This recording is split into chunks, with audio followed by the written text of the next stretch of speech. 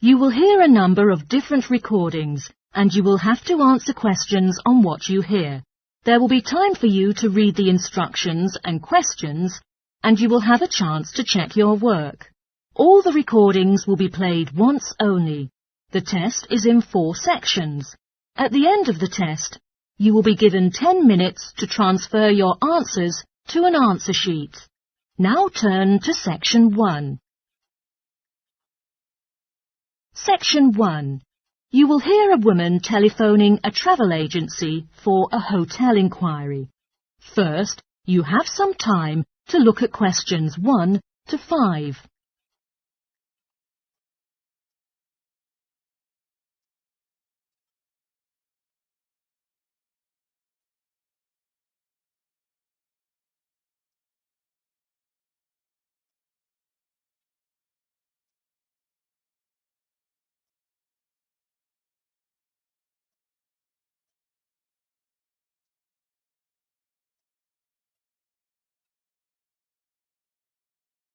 You will see that there is an example which has been done for you. On this occasion only, the conversation relating to this will be played first.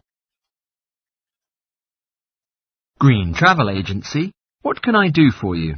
Hi, good morning. My family and I intend to go on a vacation to Vancouver, and could you please help us reserve a hotel? The destination is Vancouver, so Vancouver has been written in the space. Now we shall begin. You should answer the questions as you listen, because you will not hear the recording a second time. Listen carefully and answer questions 1 to 5. Green Travel Agency, what can I do for you? Hi, good morning. My family and I intend to go on a vacation to Vancouver, and could you please help us reserve a hotel? Sure, with pleasure. First, I'll take some notes down of your personal details. May I have your full name, please? Anna Hardy. Hi, Anna. There is a hotel in Vancouver named Holiday Chilcotin, which is very popular with guests on vacation. Chilcotin? Can you spell it? Chilcotin. A local hotel. Where is it? Is it in the downtown area? You see, my family prefers to stay in a quieter zone during vacation. Not too busy, you know. No worries. Actually, it's 10 miles from the city centre, near a train station. Oh, I think that's okay. I'm travelling with my husband. Is it expensive to stay in that hotel? Well, in your case, I think a double room would suit you well. Normally, it's $210. If you can make a reservation in advance, you can pay $169 for a night. That sounds pretty reasonable. I'd like to book for 5 nights from the 27th of June through to the 1st of July. Are there still rooms available? Let me check. Yes, they have some vacant rooms. Would you like to book it now? Wait, one more question. Are any meals included in the price? Well, you need to pay separately for lunch and dinner, except the breakfast, which is provided from 7 to 9. All right. Please book it for me. Is there anything we can do near the hotel? Yeah, it only takes 10 minutes to walk to a science museum sponsored by the City Council. Excellent. I think my husband will love it. Before you hear the rest of the conversation, you have some time to look at questions 6 to 10.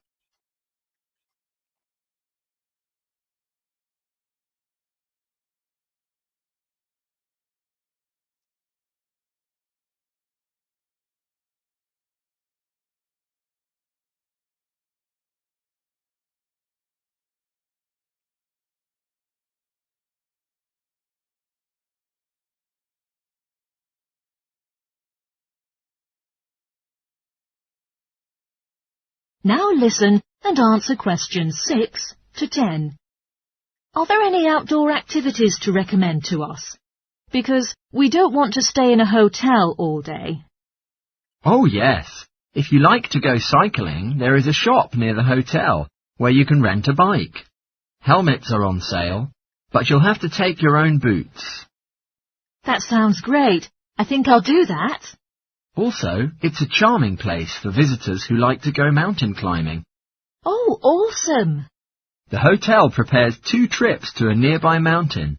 One trip starts at 9 in the morning, and the other one is at 2 in the afternoon each day. You can just call reception to make a reservation, and it's free of charge. But please be careful of fires, which are not allowed.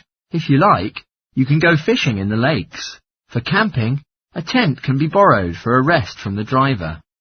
Oh, I can't wait. It sounds like a lot of fun. If you'd like some adventure, you can go hiking in the forest. Sometimes you can even see some black bears. Be careful. Oh my God, I really do not like to take risks while travelling. One last thing. There is a visit to an ancient gold mine every afternoon. If you're interested, just call reception. I think we will do that. Thank you so much for your help. You're more than welcome. That is the end of section 1. You now have half a minute to check your answers.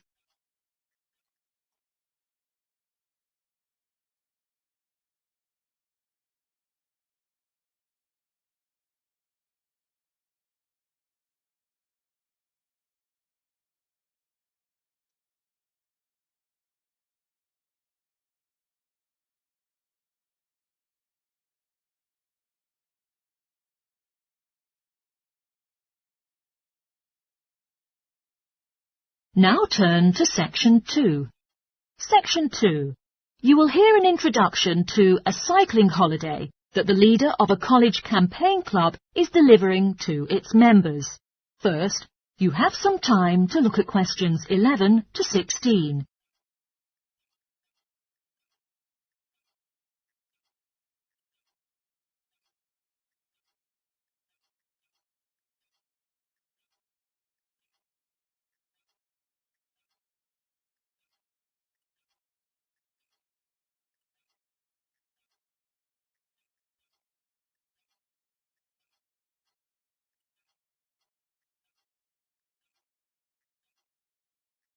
Now listen carefully and answer questions 11 to 16. Right. Now, let me bring you up to date with arrangements for our cycling tour next month. First of all, about the tents. You know, at the beginning, the idea was that I arranged to borrow some tents from the college, but it turns out they will be used by the hiking club at the same time, so I'm afraid you will have to bring your own. So, do remember to tell me whether you prefer to use a single tent or share with others. In this case, I'll know how many tents there'll be when I make the reservation at the various campsites. Last time, some of you said you would like to hire bikes and pick them up when you arrive, instead of taking your own. Well, I've asked lots of shops or agencies about bike hiring in St Andrews, the town where we'll be arriving, and unfortunately there aren't any shops that offer this service, so which, I'm afraid, means taking your own. I'll book them on the train when I book the train tickets, which reminds me, I'll need to know the exact number of people going too, so that I can get a group discount on the train fare. Another one that'll need to be booked is tickets for the football match we discussed last time. I've inquired about availability, and there are only a few seats left, so anyone who wants to go will need to get tickets very soon, ideally today or tomorrow. At our next meeting, I'll be able to give you all individual packs with the final programme and something about the area we'll be cycling through and places we'll be visiting. I'm afraid I haven't had the time to do that yet. Before you hear the rest of the talk, you have some time to look at questions 17 to 20.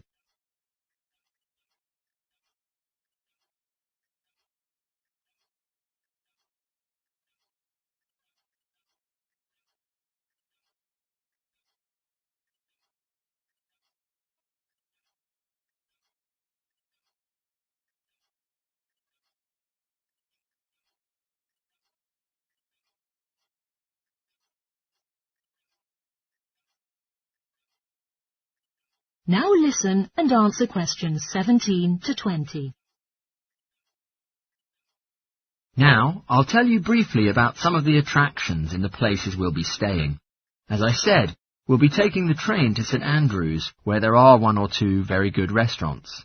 One thing that's definitely worth visiting there is the sites where the original town was constructed nearly 1,000 years ago. There's not much of the original buildings left, but there's still plenty to see. The site is being excavated, and you'll be able to help out if you want to. Our next overnight stop will be in the village of Cluny. There are a number of ancient barns here that have been modernised into a museum, indicating the significance of sheep in the area over the centuries.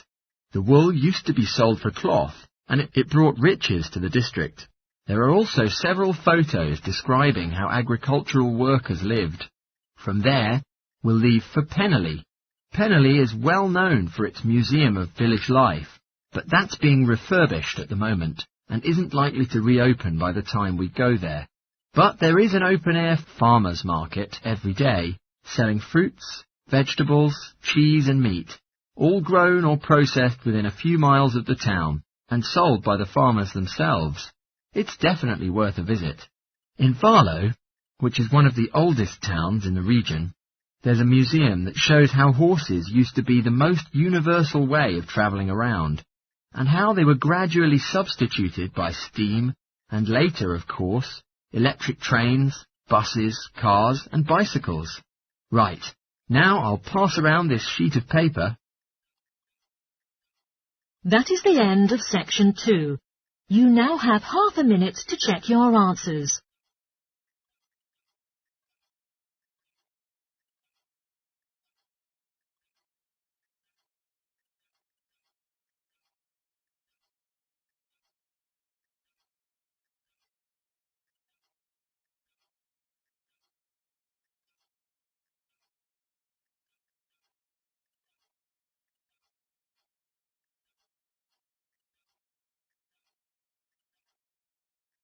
Now turn to section 3. Section 3. You will hear a tutor and his student called Helen discussing the anthropology project she is researching. First, you have some time to look at questions 21 to 24.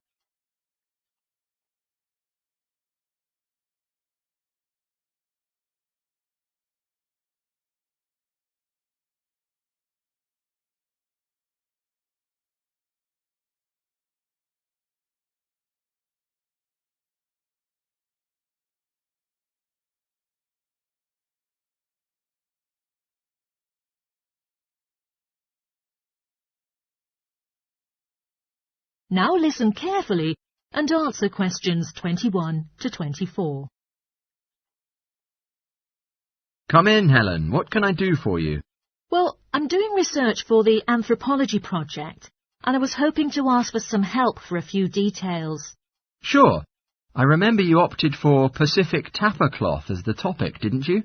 What did you figure out so far?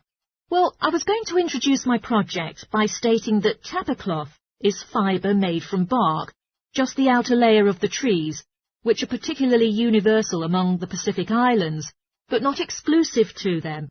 Actually, people in other parts of the world have also produced high-quality cloth from bark. But what sets Pacific tapa apart is the incredibly varied role it plays in this region. Nice! So what about raw materials that are used in the production? Well, tapa cloth is made from many species of trees. In the Pacific, the paper mulberry tree is most common, but it doesn't thrive in all conditions. In fact, it wasn't discovered in the islands at first, but was carried in canoes by the first migrants. Tapa is also made from the breadfruit tree, which is a more convenient way, because its fruit is the staple food. The paper mulberry tree is only grown for tapa-making mills. Yes, that's right. Then how about the Maori people here in New Zealand? Well, at present, the Maori don't produce tapa. Yeah, but I suggest you should take it into account. We know that when Maori migrated here from other Pacific islands, they were ready to produce tapa because they took the paper mulberry tree with them. The thing was, after they'd been in New Zealand a bit, they found the flax plant is superior to tapa because it makes stronger fabric. By the time Europeans arrived in the 18th century, Maori were producing all their fabric from flax rather than the tapa, and had been for some time. OK, so in terms of the production process itself, first the inner bark is beaten with a wooden hammer to soften the fibres. Then the various pieces are glued together using adhesive paste made from the aloe root tuber, which is the only way to fabricate large pieces of cloth, because Bark strings are too fine to be woven together, and stitch isn't strong enough. Before you hear the rest of the talk, you have some time to look at questions 25 to 30.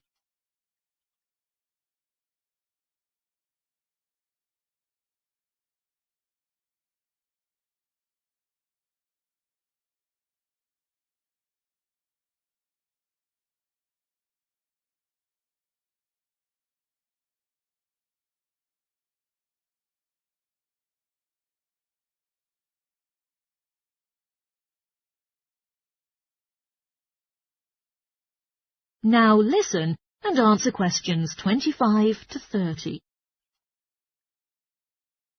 So now you should do more research on the details about different countries. Where should I go into now? Well, I think Samoa is the typical place known for its sepal, which is hand-painted with representations of the ancestors. Till now, at the most profound events in lives, such as births, funerals, weddings and investiture of a chief, some are with sepal ropes to add significance and eating to the ceremony. OK, then I can talk about Tonga. It seems to me that the great innovation in Tonga has been developing a simple coarse cloth which is quick and easy to produce. This is suitable for all sorts of daily functions around the house, like bed covers, nets and curtains. Good point. Now, what about Cook Islands, Tapper? Well, the Swelia is of poor quality. Consequently, the breadfruit tree is often used. One type of thick cloth, called tekoda, was wrapped around the poles and used to make the entrances to places of worship, and therefore was highly regarded in local culture. You might mention Fiji as well, which is interesting, because tappa was actually used as currency there. Fijians used to sail between the islands and exchange tappa for other commodities, like canoes or pigs. I know that in Tahiti, the tappa cloth is regarded differently, because the patterns are in colour, which is considered more valuable than the usual patterns. You're right about the Tahitians using coloured pigments, but they aren't more valuable. The colours are only decoration. People enjoy wearing bright robes, especially for dancing and competitive games, and do it just for fun. Oh, I'll take a note of that. Well, the last place I was going to mention was Tikopia. Even today it's a common place to see wearing clothes made of tappa cloth. And on many of the other islands, the tappa only come out on special occasions. But here, you see people working in the gardens wearing tappa. Sounds promising, Helen. I'll look forward to the presentation of your project. That is the end of section 3. You now have half a minute to check your answers.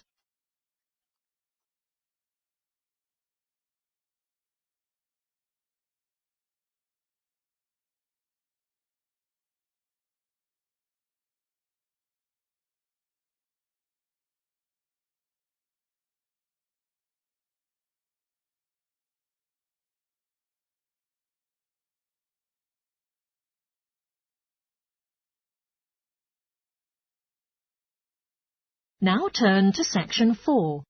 Section 4.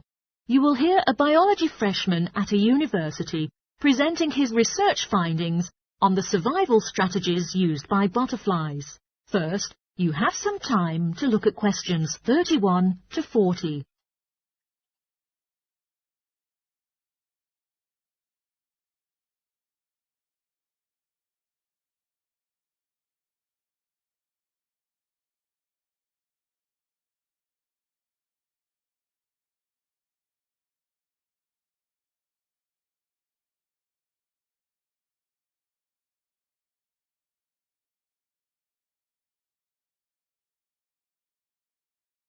Now, listen carefully and answer questions 31 to 40.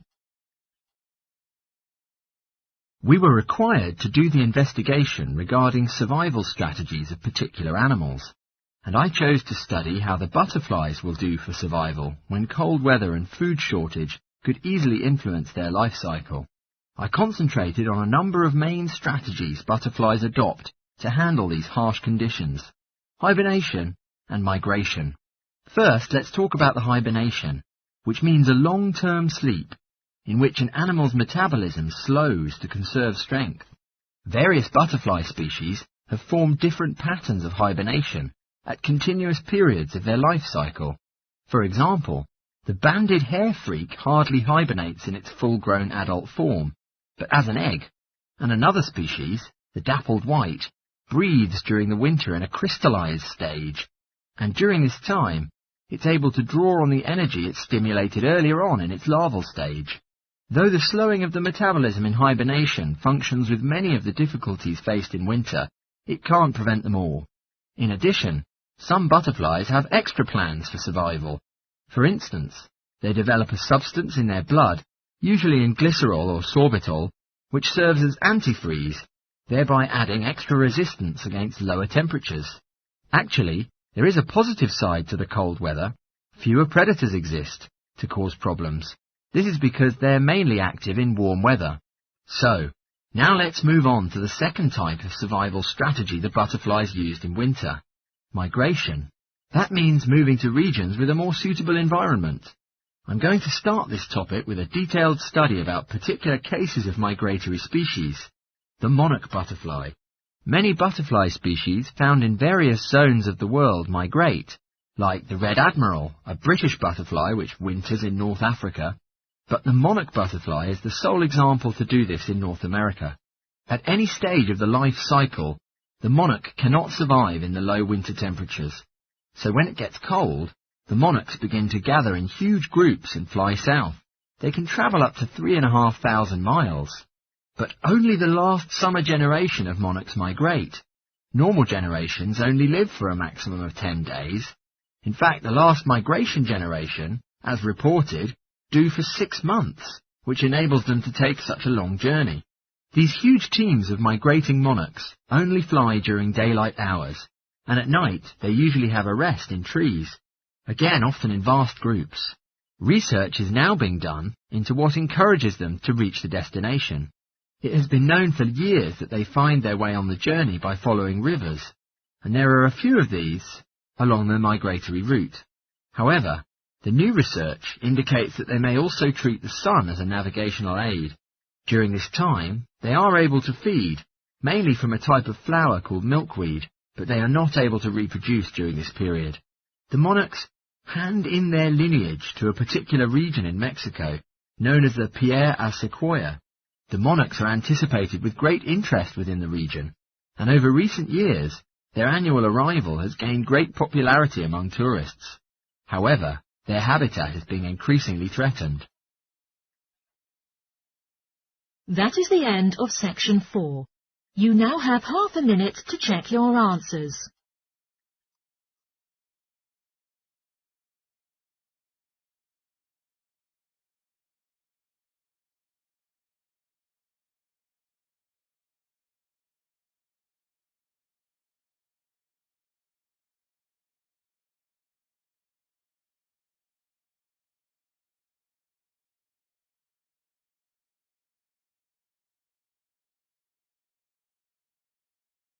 That is the end of the listening test. In the Ielts test, you will now have 10 minutes to transfer your answers to the answer sheet.